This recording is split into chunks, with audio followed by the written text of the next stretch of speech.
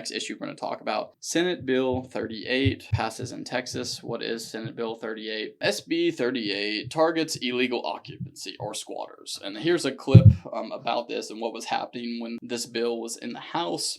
Take a look. Senate Bill 38 going to the Texas House. And this bill seeks to keep squatters out of our house.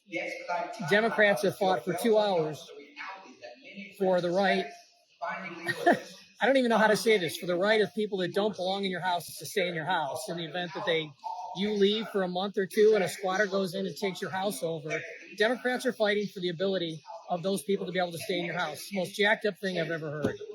So yeah, this law provides a fast-track eviction process specifically for people not legally entitled to occupy property. So trespassers, unauthorized occupants, squatters. You decide to leave your home for a month or two, go on vacation.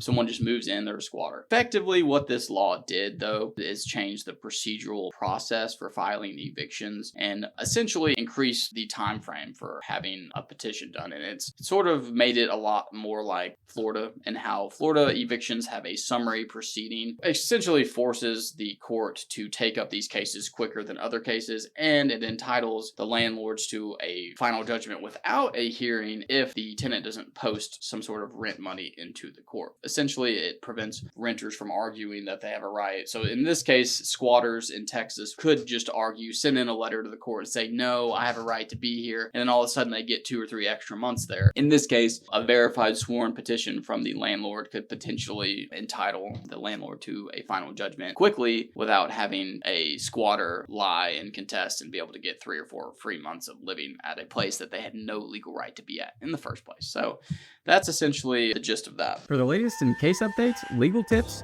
news, and politics, make sure to like us on Facebook, follow us on Instagram and our other socials, and above all, subscribe on YouTube to get your dose of excellence on a daily basis.